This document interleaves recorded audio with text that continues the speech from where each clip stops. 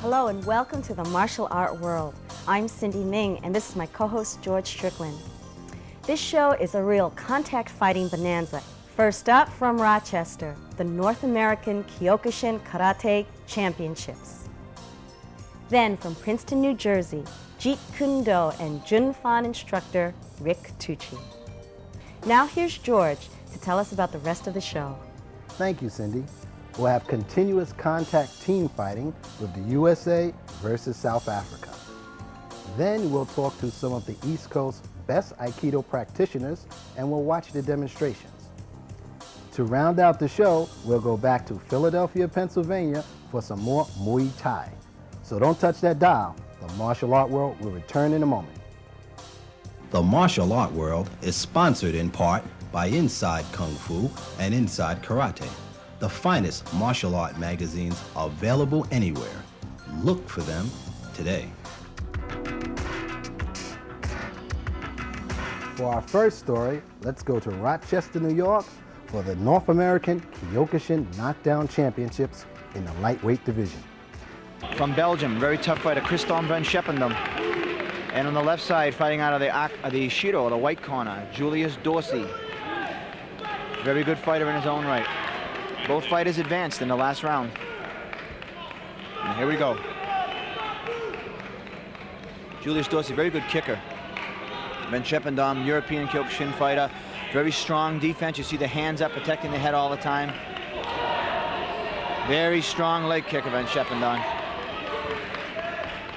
Very disciplined. You don't see him wasting too much energy as Dorsey's kind of running around and throwing everything he's got but the kitchen sink. Van Scheppendam is very disciplined. Hit to the mouth. White center to the front, yes, please. White center to the front table, please. The referee Stuart Corrigal didn't see it. Scheppendam is complaining about it, and Stuart says, never mind, and get going, start fighting. Fighter looking for a point, and referee saying, fight. That's right, fight, make your own points. Dorsey fighting hard. Not much technique, but a lot of spirit. And Scheppendam, more of a disciplined. The Europeans are known for disciplined fighting. And they'll wait it out. They'll wait it out and they'll take the punishment. To wait for that opening. Kick to the groin. Knee to the groin. These techniques are occurring in tight. It's very difficult for the referees to see with the hands and the feet flailing around whether it was a foul or not. On deck, Benny Goyakins. Nothing, no points. Paul Rousseau. Again, Van Scheppendam from Belgium on the right. Julius Dorsey from New York on the left. Van Scheppendam with the red flag. Both fighters slugging it out. Van Scheppendam looks tired. Dorsey's still kicking hard. Kick to the head with not much power. Dorsey's really pounding him now. Dorsey's a strong fighter. He last year he did very well. His emotions got the best of him, and he was beaten. But he seems to have grown up a little bit, and he's fighting very hard. And Scheppendam. Scheppendam. Front table, please. Hante, the decision. 1, 2, 3, 4 flags for New York's Julius Dorsey. Julius Dorsey. Over Christophe van Scheppendam of Belgium. On the red side, Paul Rousseau from Windsor, Canada. And on the white side, or the Shiro side, Akawara. Benny Goyakins from Belgium. Goyakins, very strong fighter.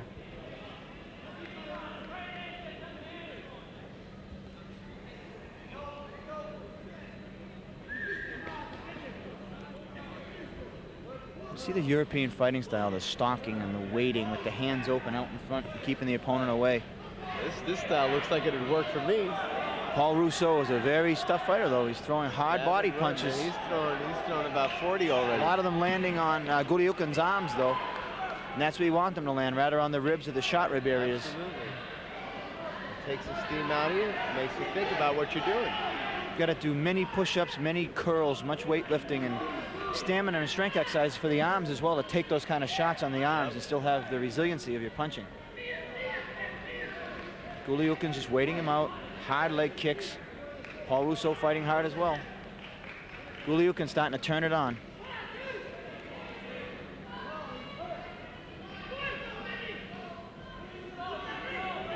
Good combinations by Golyukins. The left, right, left, and the right leg coming over the top. Absolutely.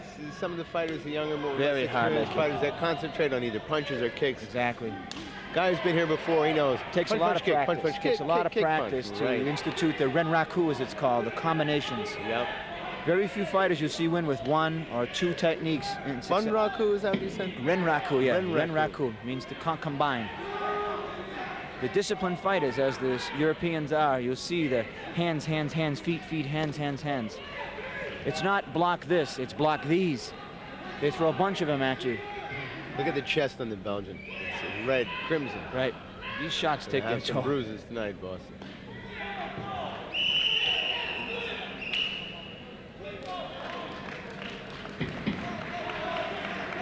You know, you talk with such calm and collectedness. I can't imagine that you'd be one of these guys up there now getting pounded on a regular night. I fought in the ring for a long time. I damaged both my feet kind of severely over the years fighting, so I have to watch how much I fight right now. 1, 2, 3, Aka, 3 red flags. Paul Rousseau from Canada, very hard-fought match, very close, could have gone either way. On the red on the Aka corner from Japan, Yuji Hagawara. And on the left side, a very strong fighter back for his 3rd match, Wiktor Bejor from Poland by way of Canada. Strong is right, and he's very so far strong. the only fighter I've seen back here 3 times tonight. So right, far. this is his 3rd time in the ring. Very good combinations, the left, right, and leg kick. Nice axe kick, didn't hit. Yuji Hagawara has to watch out. Ooh. Foul, none of the judges see. It's very, very important to continue fighting unless you're stopped, because unless the judges throw a flag for a chewy, you're susceptible to being knocked out. Well, as we all know, well, not all of us, but there was a pay-per-view event this past year where a fighter turned his head and he was knocked out in the ring while the referee was holding him. And we don't want anything like that to happen. The referees are in there to stop the match if there's an infraction. Other than that, you must keep on fighting. Nice technique. Spinning cartwheel kick by Yuji Hagawara. That he was outside the ring. A little too tight. In on Bejor as well. Bejor's got some powerful low kicks. He's been very strong chudan kick, chest kick. He'd have some strong abdominal muscles to take those and stay up.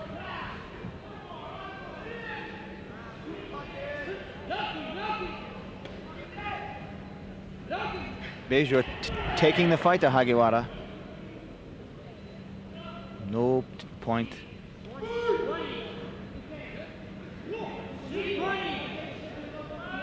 Again, Bejor on the left from Poland, Yuji Hagawara from Japan in red, the red flag.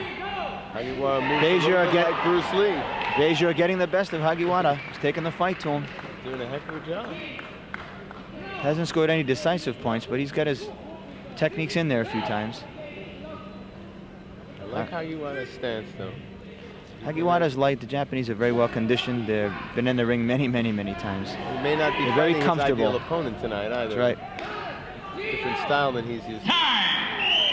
Bejor, again, is an outside fighter. He has long legs. Hagawara has shorter legs with more hand speed. He wants to get inside on Bejor, and Bejor wouldn't let him. 1, 2, 3, 4 flags. Bejor's really done. He's done. When I first saw him in the first match, I didn't see this much stuff, but he came around. Like you said, save it for the end. That's right. On the red side, or the Aka side, with the red flag from New York, Renan Zako. And on the left side, fighting out of the white corner, Irenelis Tuniewicz from Poland by way of Canada.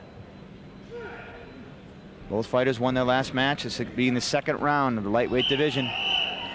Renan Zako, very strong fighter, put in a great showing this year in the 1992 Canadian Championships. Sending a match into 2 extensions with the Quebec National Kickboxing Champion, Renan Lemar. He's pounding away. Hard punching, accidental foul to the chin. I think it was the neck of Tuniewicz. Yeah. That hit him in the throat. Yep. Saying it was a neck shot. Tough to take one of those shots. Yeah, that's for sure. One of those vulnerable areas, of course, you got to watch out for. And he's given a chuichi by Shihan Stuart Corrigal, the head referee.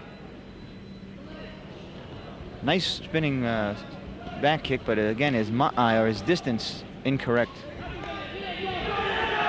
Strong leg kicks by Tuniewicz. Hitting Zarko hard on the thighs. Both fighters jarring. Be warned.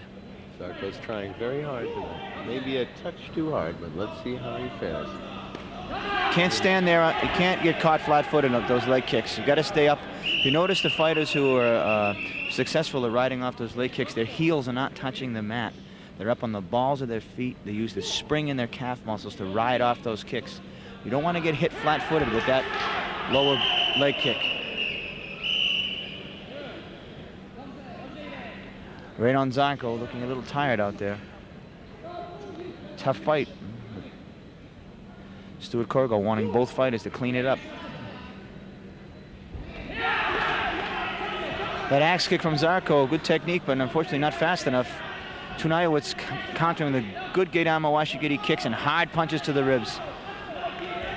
Those uppercuts are hitting the short ribs. A lot of damage. Got to be in good shape to withstand those. Short ribs are the spare ribs, which you sometimes need after one of these. Right. Very strong inside fighting by Tuniewicz. Very strong leg kicks by Tuniewicz as well. Second round. 1, 2, 3, 4 white flags. The winner, Tuniewicz from Poland. And again, lightweight, 18 to 26 years old. The championship fight. In the red, in the Aka corner, from Montreal, Canada, Paul Russo. And from on the left, from the Shido, a white corner, Julius Dorsey, Rochester, New York. Championship, lightweight, 18 to 26. Your expert Kyokushin fighter, commentator, black belt, Tom Flynn. And I'm just a sidekick, John Burke of the martial art world. Here's the champs. Julius Dorsey, a strong kicker. By contrast, Paul Russo, a very strong puncher. Julius Dorsey does a lot of flying kicks, leaves the ground quite a bit. Paul Russo, a good inside fighter. Beautiful looking. Beautiful looking. Didn't have much effect, but it looked right, good. Very nice kick. Paul Russo will have to stay inside on Julius to beat him. He gets too far outside, he'll be being peppered with those kicks.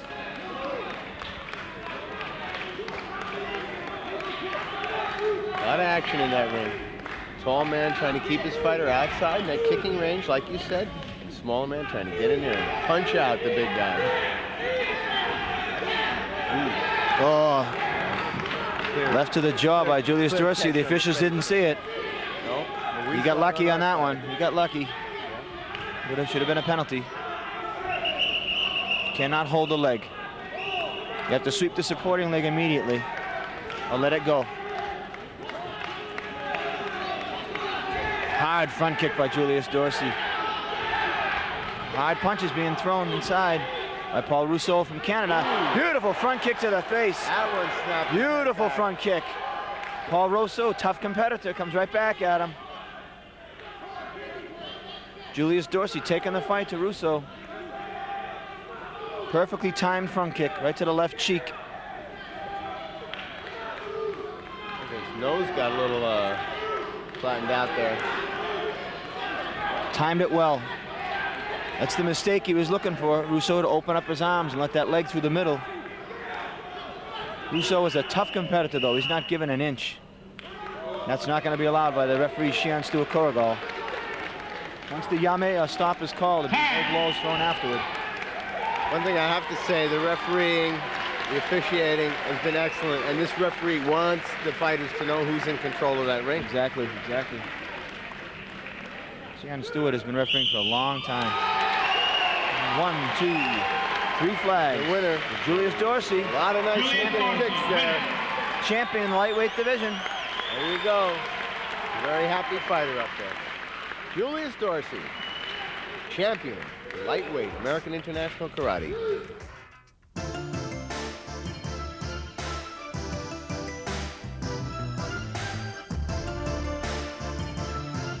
From the Princeton Academy of Martial Arts, Rick Tucci is one of the few certified instructors of Bruce Lee's art, the art of Jeet Kune Do.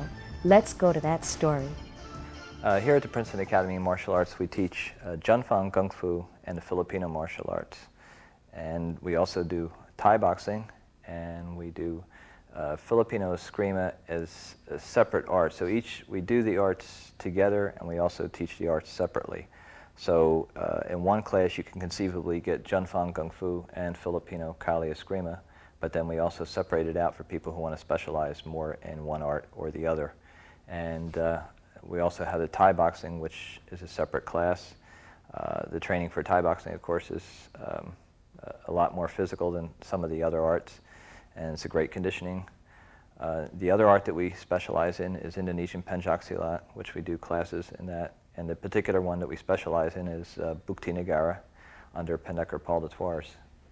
And that system is a kind of a crash system that goes in and is heavy duty on sweeping and throwing, and it's an excellent system for off balancing. Well, the boxe française savate that I study under Professor Salem Astley is there's two ways you can go with that. One is the street type of savate, and then you have boxe française savate, which is done in the ring. And that is very known for its finesse, but it's also a very rugged art because you have people wearing shoes when they're fighting in the ring, and that makes a difference because they're hitting with the point of the shoe. So you could literally take kicks to the face with a shoe on, or they pinpoint organs many times. They'll hit the solar plexus with the point of the shoe, as opposed to maybe kicking with a shin like they do in Muay Thai. There's a little bit more movement to the footwork where they'll bounce around a little bit more than they might do in Muay Thai. Muay Thai is a little bit more straight ahead and a little bit more kind of a less heavy-duty footwork where you're moving around a lot. And savate, they use more spin kicks also, and more of the fancier kicks, we could say. In Indonesian Pencak Silat that we teach, as I was saying, the system is not a very well-known system. The Indonesians tend to still keep their arts to themselves. They're not trying to market it. They really don't want it, these systems or the styles or systems that they do put out to the general public so much. Their Pendekar Paul is still very fussy on who he teaches, and still likes to keep it within a small group. And it comes from, Bukti Negara comes from the mother system of Sarak, which is a very obscure system from the mountain areas of in West Java. Well, the Jun Fan Kung Fu was part of the progression that Sigung Bruce Lee was making.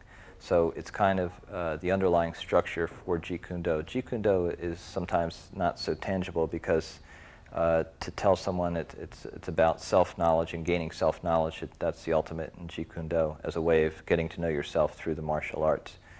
But the Jun Fan Kung Fu is more or less the physical kind of, as Bruce Lee said in his Tao Jeet Kune Do, the facts of JKD. It has to do more with the physical part, the economy of motion, the type of footwork, the structure, the way that you bridge the gap, the trapping parts, the 5 ways of attack.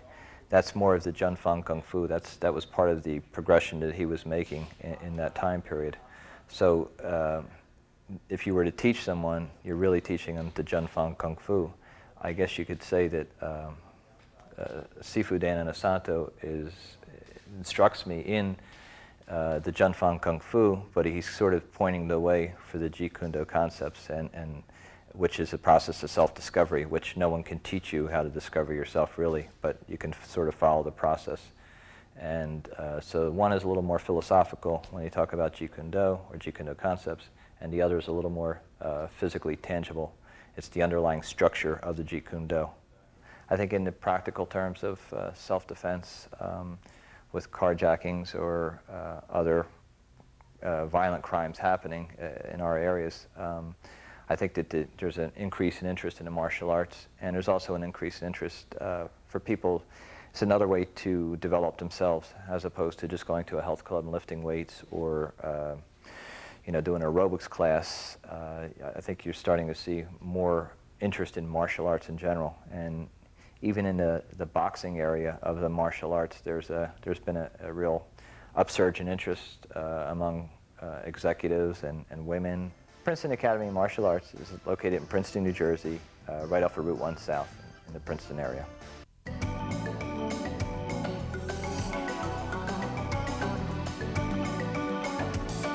The WAKO World Championships are coming up soon.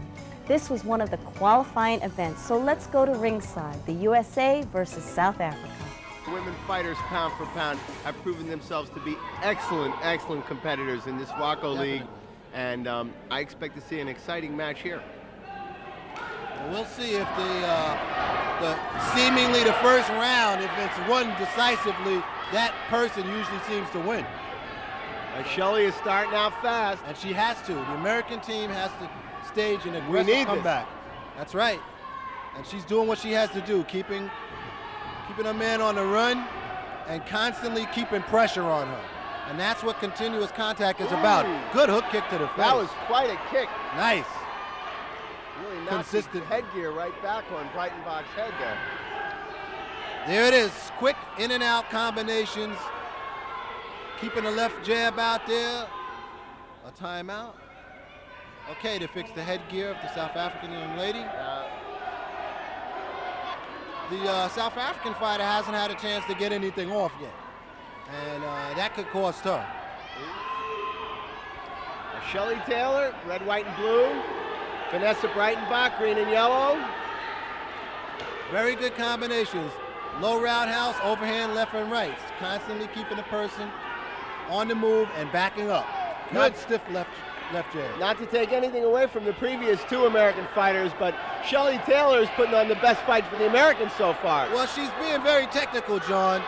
She's hitting low and hitting high and in combination, and that's what scores points in any continuous contact sport is combinations. She's using all her stuff, doing a good job of it too. She Most stays definitely. light with that front leg right out there. The South Got African her fighter, defense up, her defense is up constantly. good left jab, and the South African fighter seems a little bewildered on how to get through that buzzsaw as she comes in to score her points. It's looking pretty good right now, but there's another round to go, and this one's not over yet. Well, Shelly's working this round very, very well. Most definitely. Unless the South African's been playing possum, I expect that second round will be a similar exchange. Yeah, well, the aggression is definitely on the part of the American as we end. That's time.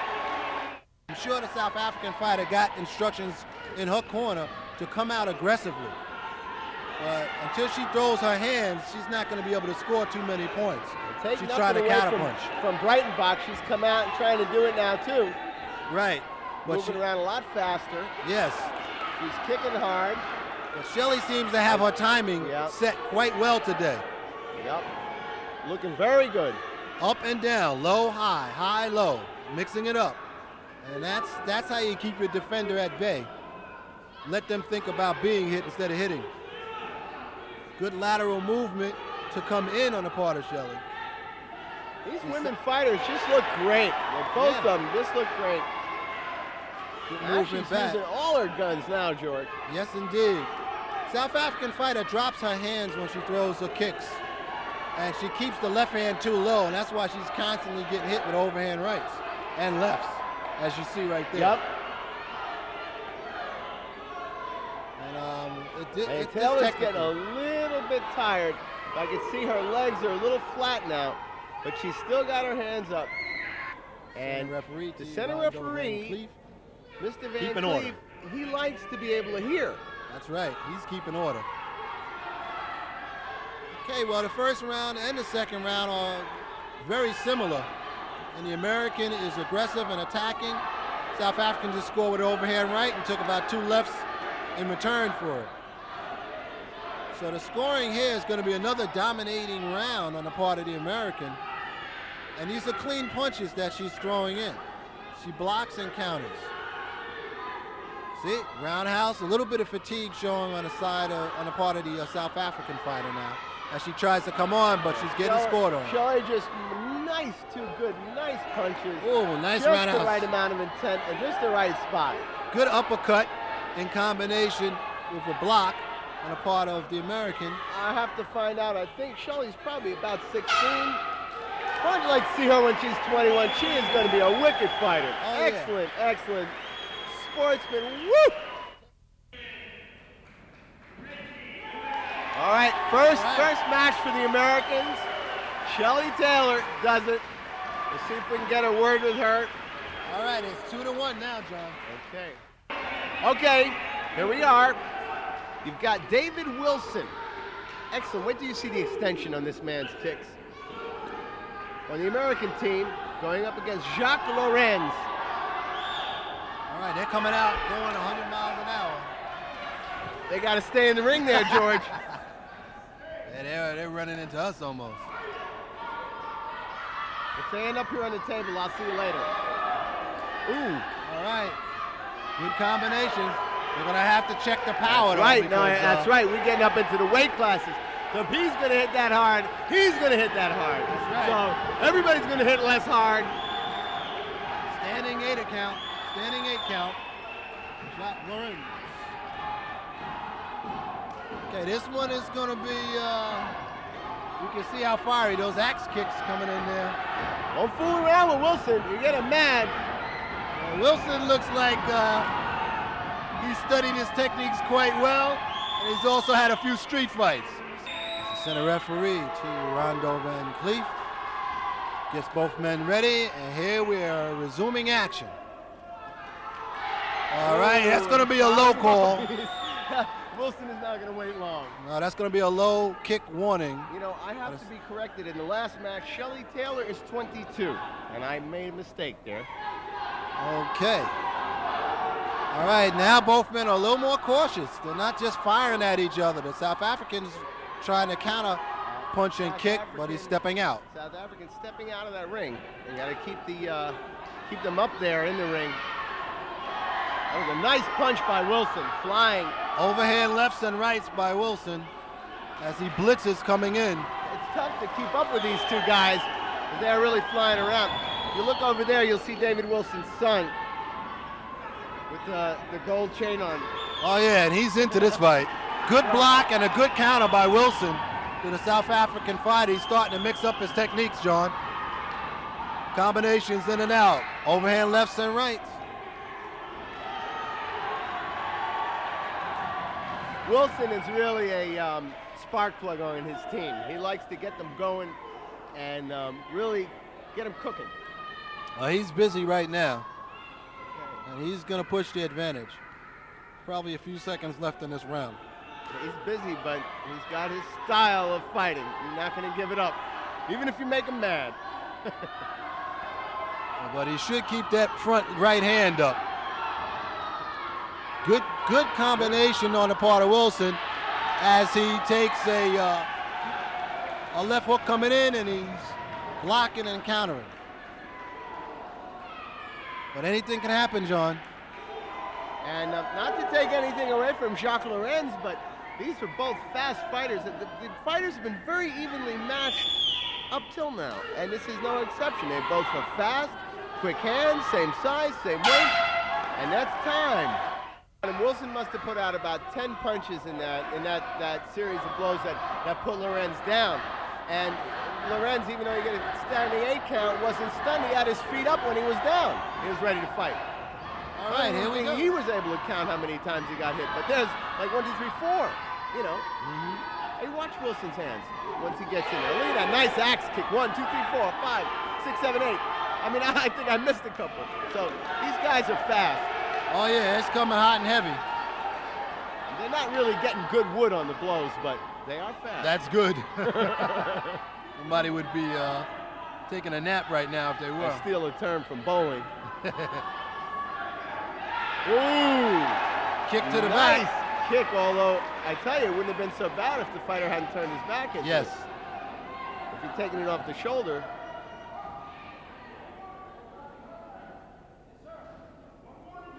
And 1 point deduction. You know, I always have to thank our crew. Fellas are working very hard here today. Definitely. Bob Brown on camera, Stephen Mack, our director William Hohauser. Here was something that was funny. Wilson throws up, you know, a hook kick and holds it. Up there. He was fighting. He was fighting while his leg was up on the other guy's shoulder. He doesn't care. But before that, he did a showboat move. And the South African fighter tried to do it, couldn't get his leg up there. Wilson did it again, but attacked this time, and he swept him down. So 1 warning against the South African for holding and tripping. I think Wilson has his opponent tracing the edge of the ring there. That's not a good sign. Very true. If you're hanging on the edge of that red stripe, you're not meeting your opponent at the right place. And the next because place all is he out. has to do is you kick you right out of the ring. As you just seen that hook kick to the head. I'll tell you what that South African fighter uses is a knee. He's got a real good roundhouse knee kick to the midsection. And he tried to place twice on Wilson. Luckily he didn't connect it, but if he had, it's going to be stopped, John. South African took a devastating left hook. Excellent technique from Wilson. And that could be a 10-7 round. Down goes Jacques Lorenz. Americans have now come up even.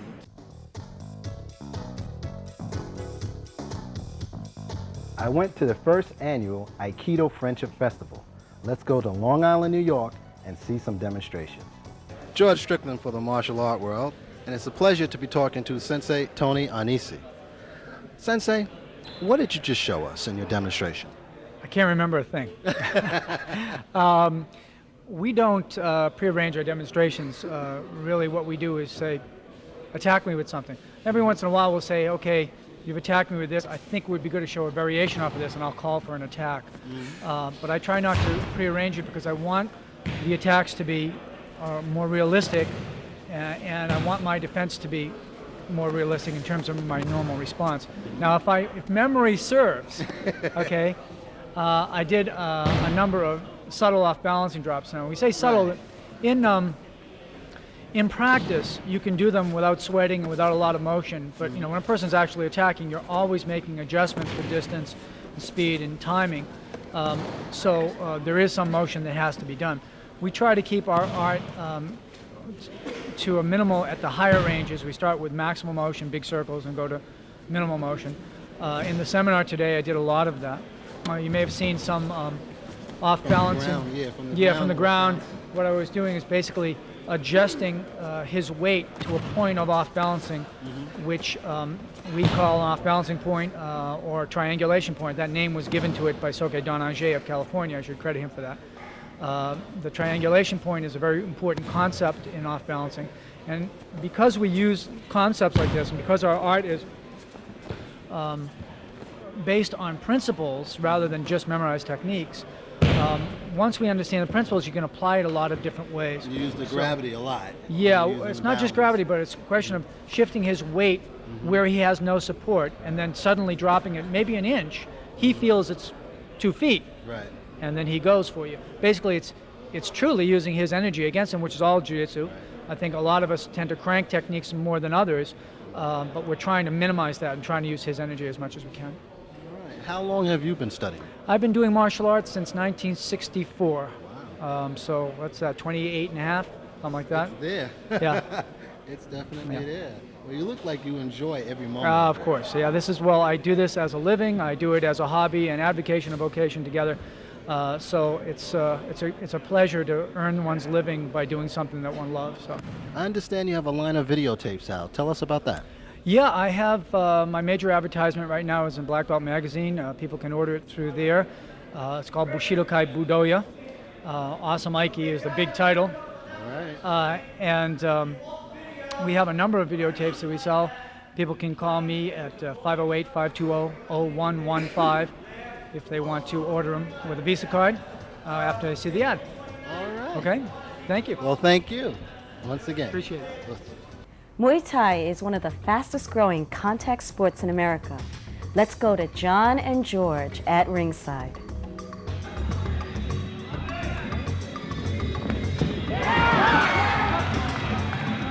First kick Nice of the night. Puts down Gehrman from Philadelphia. Yeah, it was a nice foot big, jab, strong or as they say in Thai, a teep, T-E-P, double E-P. Nice movement by the blue corner fighter. Whoa. Robbins moving around him nicely. Brooks is countering, some nice roundhouse kicks to the midsection. Boxing looks crisp. Or snapped snap Brooks' head back. That shot. Robin Graham. Well, as you can see, the technique here is a low roundhouse followed with a left hook or jab right to the head. And it's been working.